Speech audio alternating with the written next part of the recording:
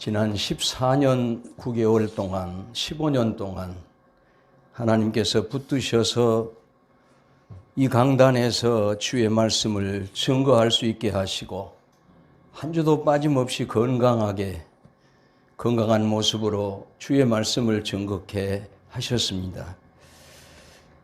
인간의 잘못된 이론을 전했거나 인간의 말을 했으면 우리 성도들 머릿속에서 다 사라지게 도와주시고 하나님의 귀한 말씀을 전했다고 할 때에 하나님께서 특별히 저들에게 은혜를 주셔서 오래도록 기억되게 하시고 그 말씀 붙들고 저들의 삶이 복된 삶을 살 수 있도록 주께서 은총을 베풀어 주시옵소서. 오늘 이 강단에서 주의 종이 마지막 말씀을 증거할 때에도 주께서 붙드시고 주의 말씀이 말씀되도록 성령께서 성도들 가슴 속에 역사하시고 나타나시옵소서. 임재하시고 이 시간 우리 하나님만 영광을 받으시옵소서. 나의 그리스도이신 예수님 이름으로 기도하옵나이다. 아멘. 오늘 저는 우리 지구촌 교회 강단 마지막으로 섰습니다. 참 이런 것을 감개무량하다 그렇게 사람들이 표현을 하더라고요. 우선 감사할 것이 두 가지입니다. 하나는 좋은 후임 목사님을 하나님께서 우리에게 허락해 주신 것, 먼저 하나님 앞에 감사합니다. 다니엘 기도회 네 번째 날 목요일 날 워싱턴 중앙교회 유웅열 목사님 간증을 들으신 분들은 아시겠습니다마는 미국의 조 바이든 대통령 취임식 때 기도 마지막에 영상을 우리가 봤잖아요. 기도 마지막에 예수님 이름으로 기도합니다가 아니고 여러 종교의 이름으로 기도합니다. 하원 의원 국회 개원식 때 목사가 나와서 기도하는데 예수 이름으로 합니다 하지 못하고 여러 신의 이름으로 기도합니다. 세상의 눈치를 보면서 목사들이 예수의 이름을 제대로 말하지 못하는 그런 세상이 되어버렸다고, 그런 세상입니다. 우리 명정훈 목사님 큰 키에 훤칠한 용모에 학식과 재능과 좋은 인격을 갖추신 참 다 갖춘 좋은 분인데, 근데 더 중요한 것은 우리 명 목사님 가슴 속에 복음에 대한 확신 그리고 뜨거운 열정이 있어요.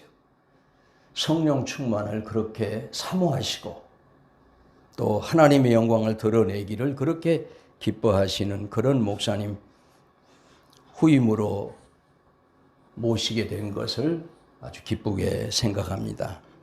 또 하나는 여러분 보시다시피 이 강대상입니다. 지난번에 영상을 보셔야 알겠지요. 지난번에 강대상 만들어서 한 주간 썼는데 영상 한번 띄워줘 보세요. 이 강대상 15cm를 올렸는데 폼 납니까? 뭔가 제 가슴에 좀 찝찝해요. 이거 안 되겠다. 나름대로 하나님 앞에 기도했죠. 하나님 다른 방법 없겠습니까? 그런데 명 목사님이랑 실제로 크리스탈 선구사에 가서 보니까 좋은 강대상이 있어요. 명 목사님 키에 이게 딱 맞다고. 230만 원짜리인데 200만 원에 된다고. 그래서 보고 와서 지난 주일에 제가 광고를 했지요. 성령의 감동이 되시면 어떤 분이 좀 하시라고. 그런데 어떤 분이 하시겠다고 저에게 전화를 주셨어요. 이름은 밝히지 말라고 그러시면서 제가 200만 원 헌금하겠습니다. 더 좀 깎아보려고 원래 우리가 봤던 200만 원짜리를 얘기를 했더니, 목사님, 키 크신 목사님 지난번에 같이 오셨는데 좋은 강대상이 하나 있는데요. 뭔데요? 어느 감리교회에서 키 큰 목사님이 오시기로 해서 강대상을 하나 맞췄는데 키가 그분도 아마 우리 명 목사님 정도 큰가 봐요. 강대상을 10cm 더 높였습니다. 이 밑에 이은 자국이 있을 겁니다. 판을. 10cm를 더 높이 107cm입니다. 아, 그거 있습니까? 그거 얼마요? 이거 430만 원짜리인데 340만 원에 계약하고 사실은 다 그렇게 제작한 것입니다.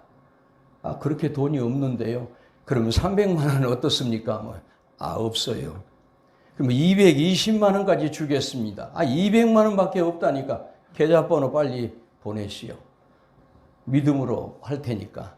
계좌번호 보내서 그것도 크리스탈 선구사로 보낸 것이 아니고 그 이전 교회 계약금 주고 맞췄던 그 교회 계좌, 목사님의 계좌를 저한테 줘요. 그걸로 보냈습니다. 하나님께서 참 찝찝했는데 이렇게 하나님께서 또 예비해 두시고 키 큰 목사님에게 걸맞는 강대상까지 물려주고에 대해서 참 기쁘게 생각을 합니다.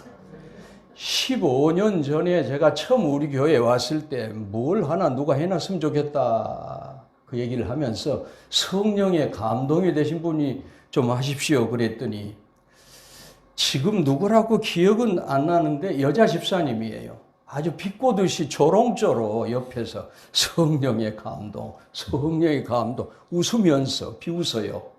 지금도 그 말이 귀에 쟁쟁합니다. 아, 이분들이 성령의 감동이란 걸 뭔지 모르구나. 제가 그런 생각을 했죠. 그런 얘기 중에 제 가슴 속에 서울에서 35년 전에 부목사를 할 때에 실제 겪었던 사건이 떠올라요. 이름도 안 잊어버려요.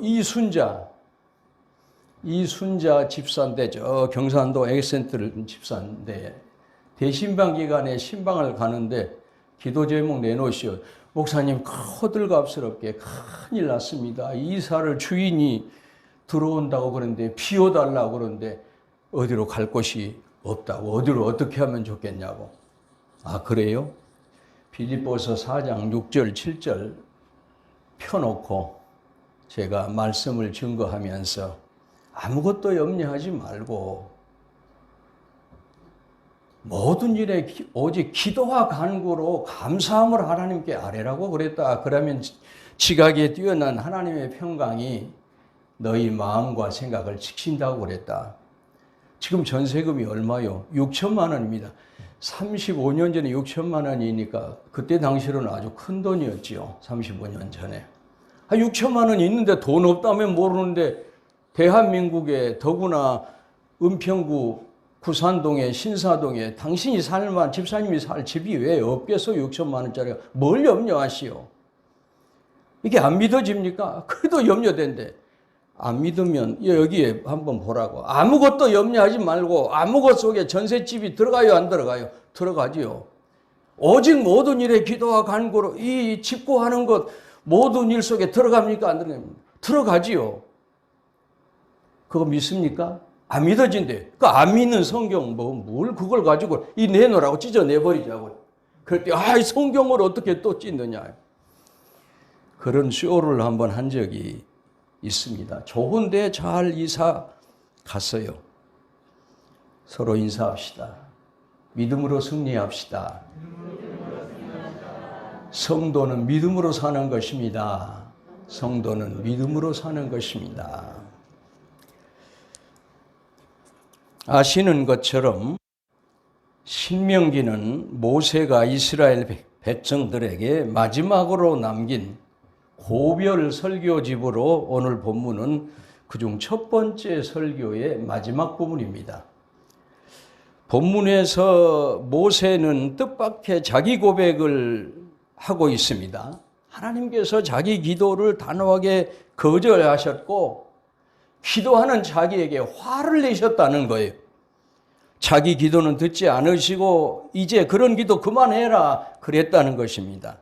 모세가 마지막 소원으로 기도했던 것을 하나님이 들으셨다고 그러면 이렇게 말씀하셔야 상식 아닙니까? 모세야, 그동안 너 나를 위해서 참 고생 많이 했다.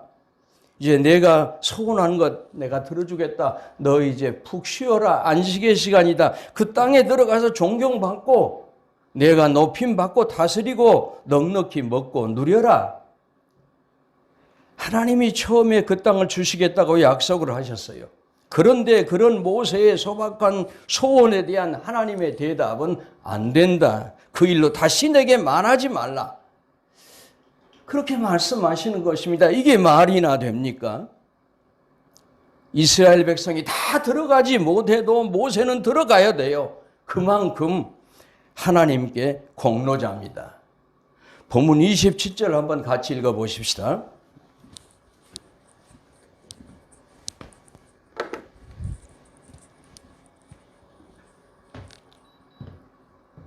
본문 27절 한번 같이 읽습니다. 시작.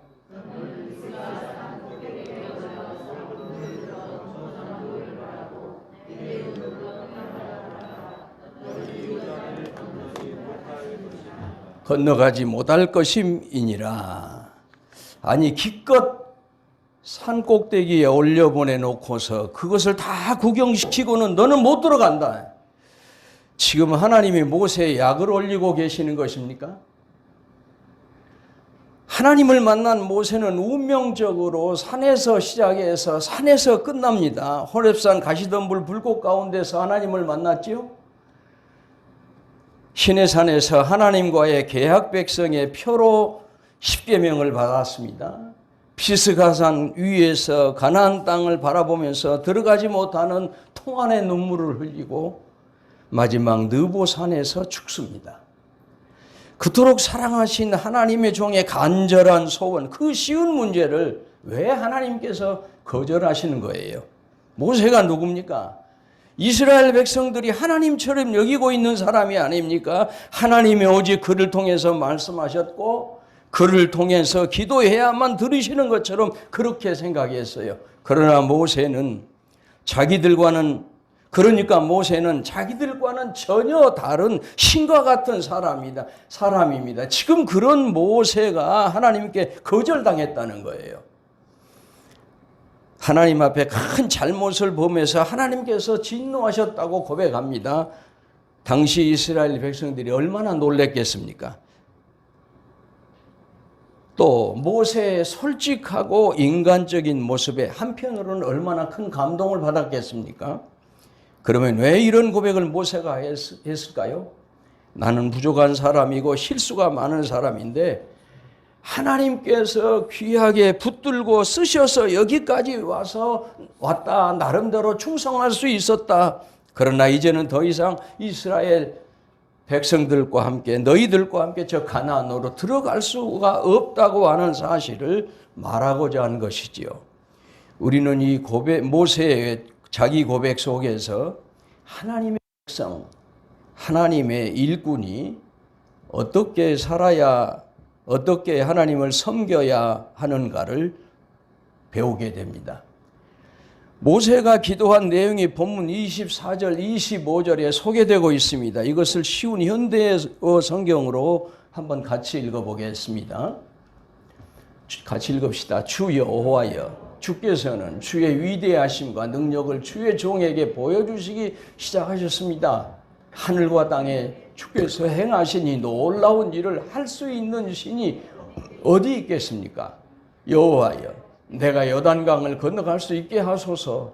그래서 강 저편에 좋은 땅과 아름다운 산간지대와 레바논을 보게 해 주십시오.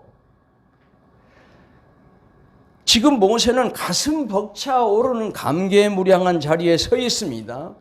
나이 120세, 백발의 흰 수염을 날리면서 뱃부을 맞으면 골짜기에 있습니다. 지난 40년간 단 하루도 잊은 적이 없던 저 약속의 땅 가나안, 눈앞에 그림처럼 펼쳐져 있습니다. 이제 요단강만 건너기만 하면 꿈에도 그리던 가나안 땅에 들어갈 수가 있게 됩니다. 이런 감격에 자기도 모르게 이런 기도를 드리게 된 것입니다. 하나님, 저 가나안 땅에 나도 들어가게 해주세요. 그런데 민수기 20장에 보면 이스라엘 백성들이 광야에서 갈증을 참지 못하면서 모세를 공격하게 되지요.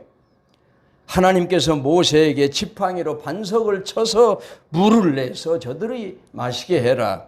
그런데 모세가 화를 벌컥 내면서 반석을 2번 내리셨어요. 이 한 번의 실수 때문에 모세는 하나님께로부터 가나안 땅에 들어가지 못할 것이라는 말씀을 듣습니다. 이것을 모세가 너무나 잘 알고 있어요. 그러나 막상 가나안 땅 앞에 와보니까 정말 그 땅에 들어가 보고 싶은 겁니다. 그래서 이렇게 기도합니다. 요단강을 건너가서 가나안 땅을 보게 해 주시옵소서. 그 땅에 들어가서 살게 해달라는 기도가 아닙니다. 다만 그 땅을 밟아보고만 싶습니다. 밟게만 해주세요. 죽더라도 그 땅을 한번 보고 나서 죽겠습니다. 인간적인, 너무나 인간적인 그런 기도입니다. 하나님의 뜻이 아닌 것은 알지만은 그래도 인간적인 소원이 너무 간절하기 때문에 하나님께 다시 기도해 보는 것입니다. 여러분, 우리 예수님도 겟세마네 동산에서 인간적인 기도를 드리지 않습니까? 아버지, 만일 할만하시거든 이 잔을 내게서 옮겨주시옵소서. 지나가게 해주십시오. 주님께서 십자가를 져야 된다는 것 왜 모르십니까? 너무 잘 압니다. 그 일 때문에 오셨고 지금이 십자가를 질 때라고 하는 것을 너무도 잘 알고 계세요. 그러나 너무 그 고통이 크기 때문에 인간적으로 피하고 싶은 그런 마음이 있으셨을 것입니다. 저는 이 말씀을 읽으면서 위로를 받았습니다. 실제로 저는 아직도 인간적인 기도를 많이 드리고 있거든요.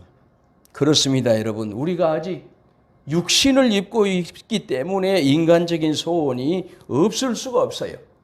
때로는 그것이 하나님의 뜻과 배치될 수도 있습니다. 그런데도 인간적인 기도를 드릴 때가 있습니다.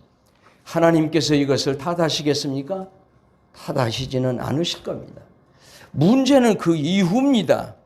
겟세마네 동산에서 우리 주님께서도 인간적으로 기도하셨습니다. 그러나 그것이 하나님의 뜻이 아닌 것을 아셨어요. 그 후로 다시 그 기도를 드리지 않으셨습니다. 내 뜻대로 마시고 아버지의 원대로 하시옵소서. 모세도 다시는 그 기도를 반복해 드리지 않습니다. 그런데 저를 포함해서 오늘날 많은 그리스도인들이 인간적인 기도를 드린 후에 그 기도에 집착하고 계속해서 매달려서 반복해서 기도합니다. 하나님께서 내 기도를 거절하셨다고 불평하고 때로는 하나님의 사랑까지 의심하고 하나님이 계신다면 이럴 수 있느냐고 원망합니다. 여러분, 우리가 인간적인 소원을 품고 기도할 수 있어요. 그러나 중요한 것은 이것이 하나님의 뜻이 아니라는 것을 알면 모두 다 내려놓는 것입니다. 구하여도 받지 못하면 정욕으로 쓰려고 잘못 구한 것이라고 말씀했습니다. 우리가 기도 중에 하나님의 뜻을 빨리 깨달으려고 하면은 내 욕망, 내 욕심을 내려놓아야죠. 이 욕심, 욕망이 우리의 영안을 흐리게 해서 하나님의 뜻을 분별하지 못하게 방해하는 것입니다. 오늘 본문에 보면 모세의 기도에 대한 하나님의 응답은 단 한마디입니다. 그만해도 족하니 이 일로 다시 내게 말하지 말아라. 그만해도 족하다. 무슨 뜻이겠습니까? 표면적으로 말하면 그런 기도 이제 그만해라. 내면적으로 말하면 내가 너에게 베풀어진 은혜가 여기까지다. 족하다. 인간적으로 모세의 마음이 얼마나 서운했겠습니까? 하나님 참 너무하신다. 그렇게 생각했을 수도 있지요. 저 같으면 아마 이렇게 투정했을 것입니다. 아니, 하나님, 제가 그토록 고생하고 죽도록 충성했는데 다른 것도 아니고 백성들을 여기까지 인도해온 제가 가나안 땅 그저 앞에 가서 한번 밟아만 보자는데 그것 하나 들어주시지 않습니까? 하나님 해도 너무하지 않습니까? 종교개혁자 세실은 하나님께서 그 어떤 것도 그리스도인에게 거절하지 않으신다. 그런데 그 사람에게 더 좋은 걸 주시려고 할 때만 거절하신다 그랬습니다. 좋은 것 주시려고 할 때만 하나님이 거절하신대요. 하나님께서 모세에게 더 좋은 거 무엇을 주시려고 하시는 것입니까? 왜 하나님께서 거절하셨을까요? 결정적인 이유가 두 가지입니다. 첫째는 모세가 하나님의 자리에 앉는 것을 거절하셨어요. 무리바 20장에 민수기 20장에 무리바 반석에 물이 터진 사건에서 하나님이 모세에게 말씀하시죠. 뭐라고 말합니까? 너는 내 거룩함을 드러내지 아니했다. 너는 나의 거룩함을 드러내지 아니했다. 화가 난 모세가 반역한 너희여 들어라. 우리가 너희를 위해서 이 반석을 쳐서 물을 낼 것이냐. 지팡이로 반석을 2번 쳐서 물을 냈어요. 하나님의 거룩한 사역에 손을 대서 물을 터지게 하는 능력을 마치 자기 자신이 한 것처럼 그렇게 선언을 해요. 물은 터졌지만은 모세가 잠시 하나님 자리에 앉은 것입니다. 하나님은 인간이 하나님 자리에 오른 것을 금하십니다. 여러분, 인간이 왜 죄 아래로 떨어져 저주의 대상이 됐습니까? 하와가 내가 하나님처럼 될 것이란 말에 귀를 기울였어요. 그래서 하나님만이 가지고 계신 고유의 영역에 파렴치한 손을 내밀어서 하나님의 자리를 침범했을 때 이것만은 절대로 안 된다고 인간을 죄 아래로 떨어뜨린 것입니다. 하나님은 하나님 자리에, 인간은 자리에 앉아 있어야 돼요. 이 문제 여러분 듣기에 허황된 얘기처럼 들릴지 모르지만 얼마든지 가능한 얘기입니다. 분명히 인간인데 내가 예수라고 말하고 그 말을 믿고 따르는 사람이 얼마나 많은지, 우리나라만 해도 내가 예수라고 말하는 사람이 수십 명이고 그를 믿고 따르는 사람이 수만 명에 이르지 않습니까? 우리나라에서만 자칭 예수라고 하는 사람이 수십 명인데 능력자 모세의 입장에서 본다면 얼마든지 하나님 자리에 올라갈 수 있는 사람입니다. 내가 이미 내 자리에 앉았느니라. 가나안 땅에 만일 들어갔을 때 야훼 종교가 아닌 모세 종교가 생겨날 가능성도 얼마든지 있어요. 이미 출애굽기에 모세와 하나님은 동일하게 표현되고 있습니다. 백성들이 모세의 얼굴을 보며 하나님 같더라. 또 하나님도 모세에게 말씀하신 것이 있습니다. 출애굽기 4장 16절에 보면 아론이 너를 대신해서 백성에게 말할 것이니 그는 내 입을 대신할 것이요 너는 아론에게 하나님같이 될 것이다. 또 하나님도 모세에게 말씀하셨습니다. 출애굽기 4장 16절 여기에 출애굽기 34장 30절에 보면은 십계명이 새겨진 2 돌판을 시내산에서 들고 내려온 모세를 백성들이 보면서 같이 한번 읽어봅시다. 아론과 온 이스라엘 자손이 모세를 볼 때에 모세의 얼굴 피부에 광채가 남을 보고 그에게 가까이 하기를 두려워했다. 왜 가까이 하기를 두려워했어요? 저분은 사람이 아니고 하나님같이 하나님의 영광으로 얼굴이 광채가 나요. 이분이 하나님이 아닌가 그렇게 생각할 정도가 됐단 말입니다. 그런데 성경에 보십시오. 모세가 얼마나 실수가 많은 사람입니까? 여러분, 화가 아무리 난다고 우리 중에 사람 쳐 죽인 사람이 있습니까? 미워하기는 했어도, 싸운 적은 있어도. 모세는 사람을 쳐 죽였어요. 혈기를 참지 못하고 살인했습니다. 자수도 하지 않고 공소시효가 지날 때까지 도망간 사람입니다. 민수기 11장에 보면 이스라엘 백성이 다베라에서 불평하고 원망합니다. 애굽이 그립다. 고기가 막 어찌 두렵다. 부럽다.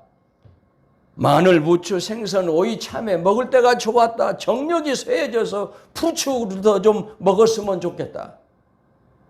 광야에 있는 이 백성이 도대체 만나라는 거 맨날 이것만 먹는데 이게 만나 외에는 아무것도 없다. 백성들이 울었다고 그랬어요. 성경에 보면.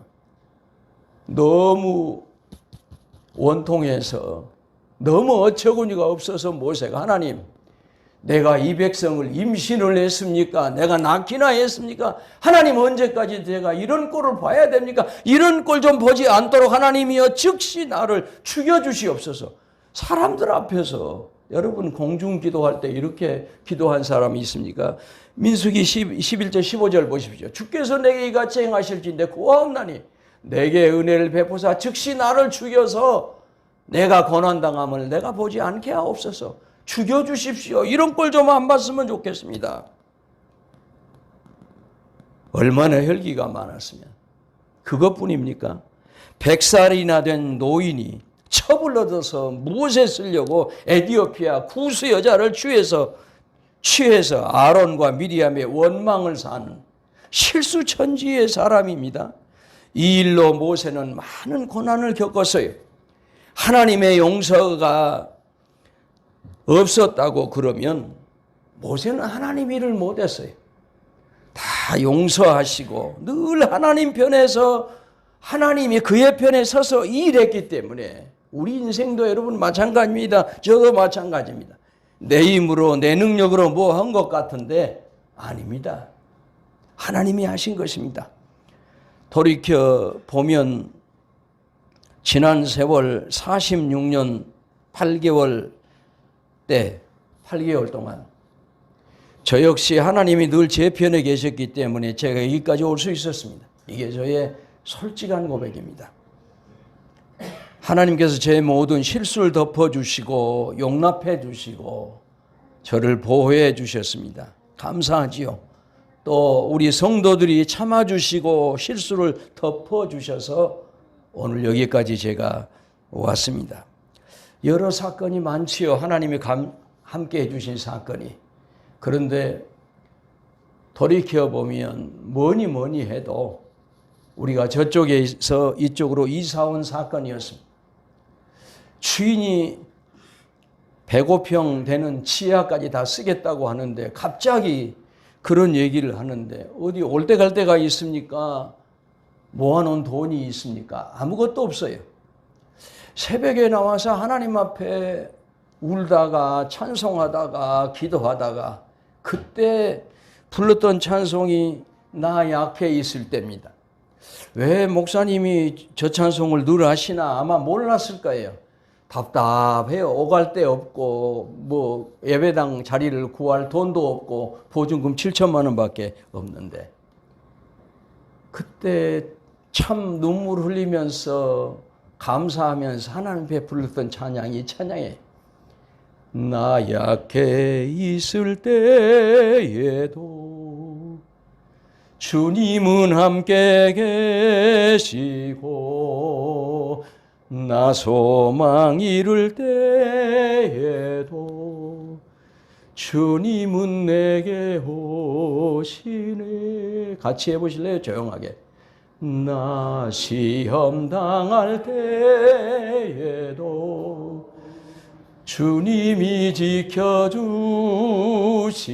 지켜주시고 나 실망 당할 때에도 주님이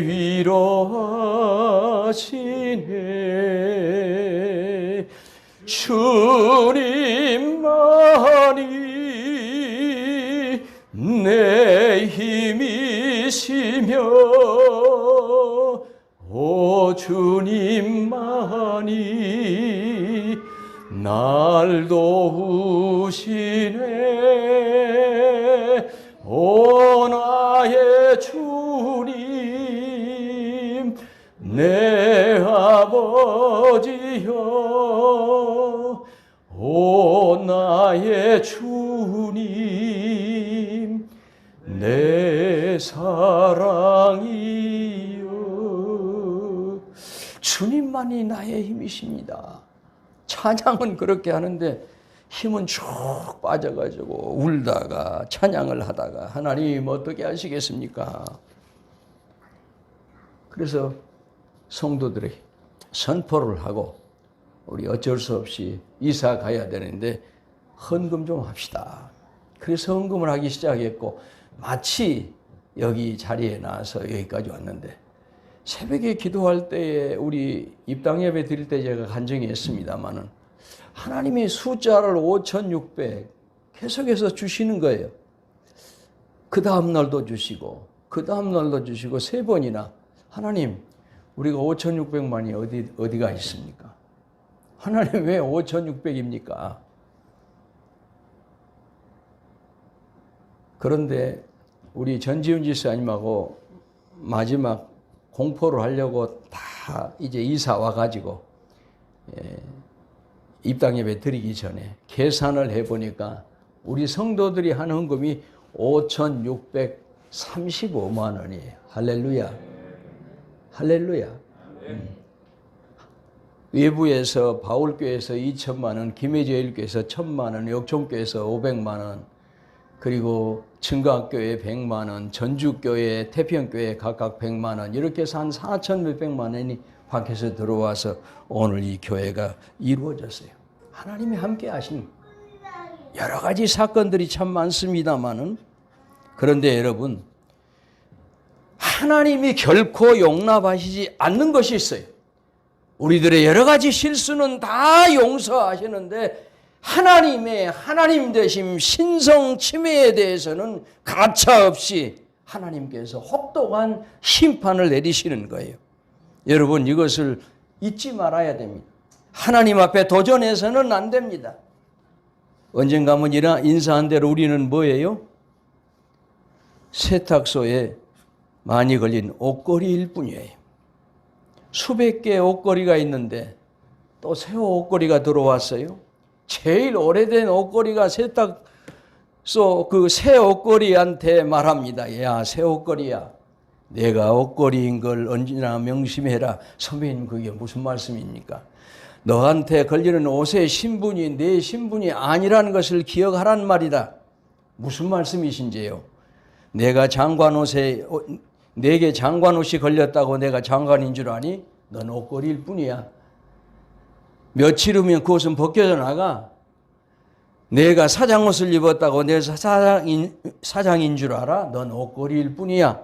내 옷걸이인 것을 항상 잊지 말거라. 우리는 옷걸이에 불과해. 하나님이 아무리 좋은 것 입혀주셔도 어느 때인가는 그거 다 벗어야 돼요. 우리는 옷걸이일 뿐이에요. 하나님은 인간이 하나님 자리에 다가오는 것을 싫어하십니다. 하나님은 영원히 인간의 거룩한 예배의 대상이에요. 실제로 광야 40년의 민족의 대이동은 하나님이 하신 것이지 모세는 그냥 심부름만 해야 하고 순종했을 뿐입니다. 모세는 순종했을 뿐입니다. 그래서 하나님은 모세의 가나안 입성을 피스가산에서 막으신 것입니다. 너는 안 된다. 내가 내 자리에 올라올 가능성이 많다. 거기서 멈춰라. 두 번째는 하나님이 시키신 일을 많이 했다고 반드시 시상에서 보상이 있는 것이 아닙니다. 요즘 우리가 상업주의 문화에 익숙해 있기 때문에 현대인들의 심리에서는 누구든지 투자는 적게 하고 수확은 많이 하려고 그럽니다. 무엇을 하든지 똑같습니다. 인간관계에서도 손익계산에서 내 목적에 도움이 될 만한 사람 전화하고 만나고 여러 가지 야단 법석입니다. 투기사업이라고 하는 문화는 그래서 생긴 거 아닙니까? 적은 투자로 수없이 많은 수확을 올리겠다는 겁니다. 여러분, 이러는 사이에 하나님을 믿는 신앙마저도 현대인들에게는 손익을 계산해서 따지는 것으로 변질이 되어버렸어요. 내게 아무 도움도 이제 안 된다. 그러면 헌신짝 버리듯이 내팽개쳐요. 하나님께 조금 충성하고 나면 하나님 뭘 주시려고 그럽니까? 내가 이만큼 충성했는데. 마치 제자들처럼 선생님, 우리가 다 버리고 주를 쫓았습니다. 뭘 우리가 얻을까요? 이런 문화가 교회 안에도 형성이 됐습니다. 모세가 정말 위대한 지도자로 그러면 이렇게 기도해야 되죠. 하나님, 내가 지금까지 이 거룩한 사역에 쓰임받게 해주신 것 감사합니다. 세상에 그 많은 사람 가운데 나 같은 인간을 선택하셔서 하나님이 써주시다니요.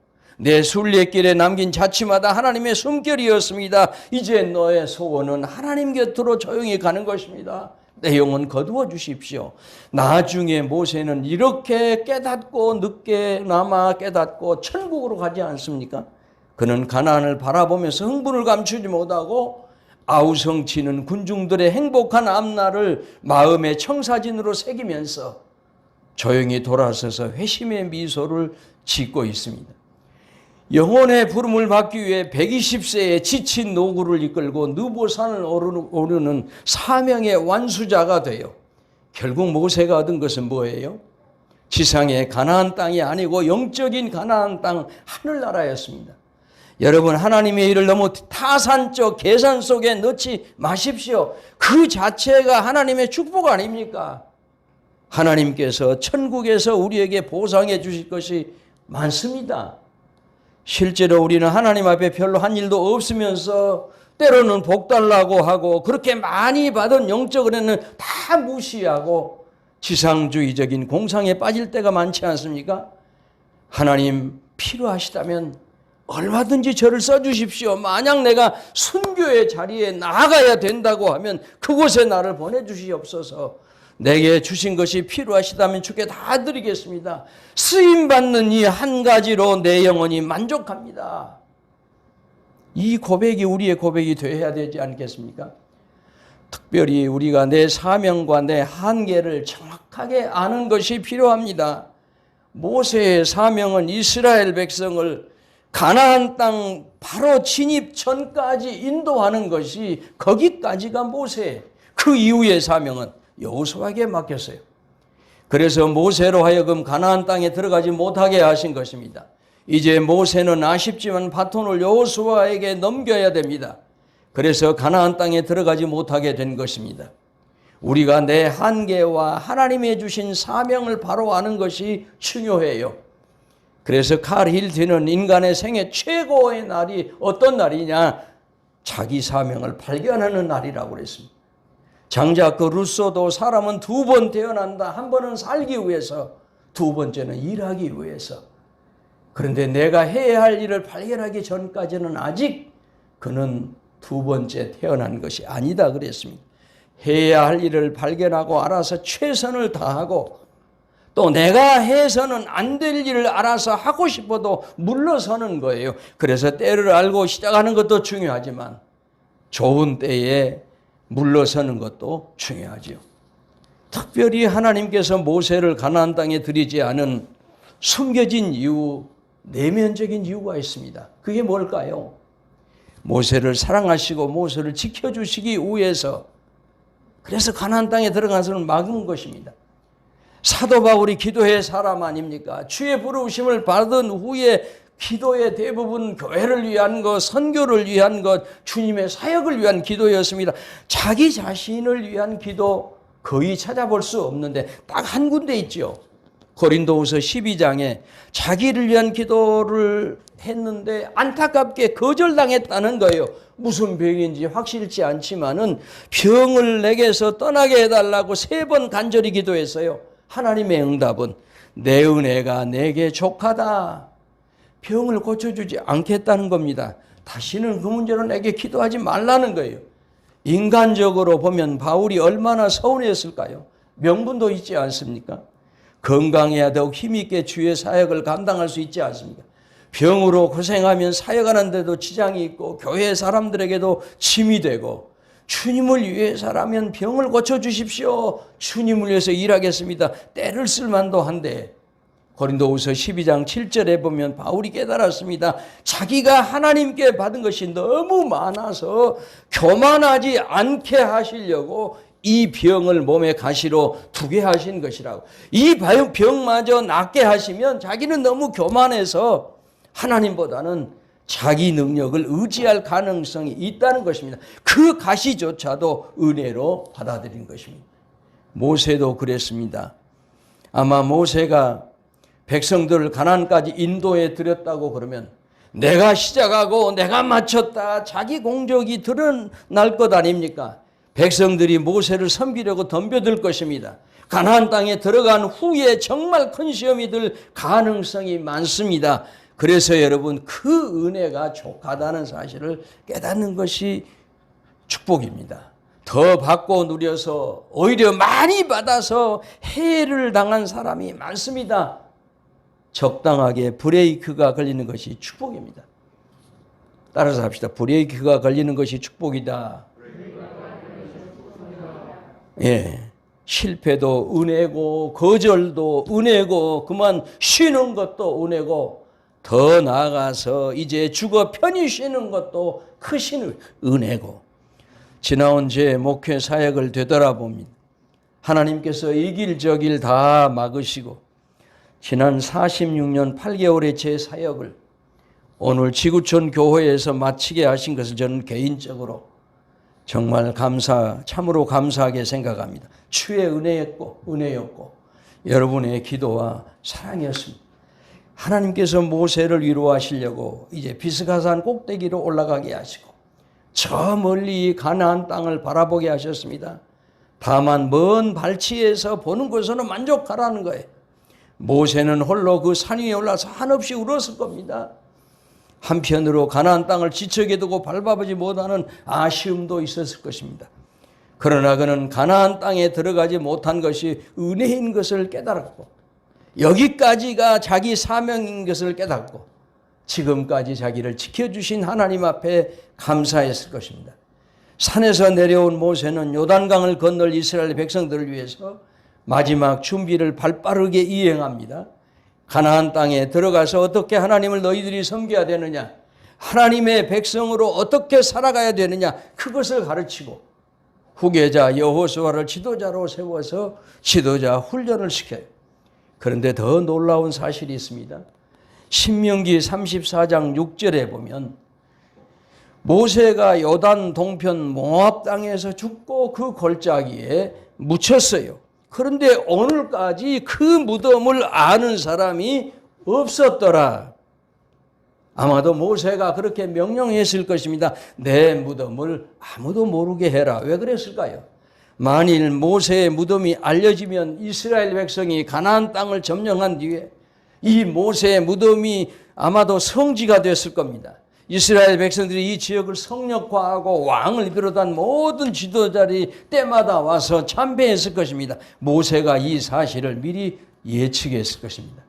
이스라엘 백성들이 가나안 땅에 들어가면 자기 존재는 잊어버리고 오직 하나님만 섬기고 하나님께만 경배하기를 진심으로 바랬습니다. 그래서 자기 무덤을 아무도 모르게 하라. 그 은혜가 족하다는 사실을 깨달은 모세의 순종이었습니다. 얼마나 아름다운 인생의 마무리입니까? 사랑하는 여러분, 지난 15년 동안 이 고목사와 함께 했던 모든 것 이제 다 잊어버리십시오. 잘한 것도 잊어버리시고 못한 일을 다 깨끗이 다 잊어버리십시오. 특별히 제가 실수하고 여러분 마음을 아프게 한 것이 있다면 너그럽게 받아주시고 용서해 주시기를 제가 바랍니다. 새로 모신 명종원 목사님과 함께 아름답고 자랑스러운 지구촌 교회를 이루어 나가시기를 부탁합니다. 명 목사님이 부임하고 나서 지구촌 교회가 이렇게 달라졌다, 놀랍게 부흥되었다는 이 소식을 제가 밖에서 듣게 된다면 이보다 더 큰 기쁨이 없을 것입니다. 하나님께서 모세의 죽음을 축복하셨습니다. 신명기 34장 7절에 보면 모세가 죽을 때까지 그의 눈이 흐리지 아니하였고 기력이 쇠하지 아니하였더라. 노안으로 고생하지 않은 채 하나님의 부르심을 입도록 사명을 완수하게 하셨습니다. 우리가 하나님의 족한 은혜를 깨달으면 마무리를 잘할 수가 있죠. 자기 사명이 끝난 줄 알고 어떤 미련도 두지 않고 잘 마무리할 수 있습니다. 자기의 자치를 감추고 모든 영광을 하나님께만 돌릴 것입니다. 여러분, 우리 주님은 족한 은혜를 주시는 분입니다. 우리에게 이 세상에 살 때에 구원받기에 족한 은혜를 주실 뿐만 아니고 살면서 사명자로 충성을 다하기에 충분한 그런 은혜를 우리에게 주십니다. 족한 은혜를 깨닫고 은혜 중에 행복하게 살아갈 때 우리 인생의 아름다운 마무리도 하게 될 것입니다. 찬송가 301장 이제 하시겠습니다마는 내 마음이 낙심되며 근심에 눌릴 때 주께서 내게 오사 위로해 주시네. 가는 길 캄캄하고 괴로움 많으나 주께서 함께하며 내 짐을 지으시네. 그 은혜가 내게 족하네. 그 은혜가 족하네. 이 괴로운 세상 다 지날 때 그 은혜가 족하네. 이 찬송을 감사와 기쁨으로 부를 수 있는 것이 주님의 크신 은혜요 축복입니다. 지구촌 교회 그리고 여러분을 주님의 이름으로 사랑하고 축복합니다. 기도하겠습니다.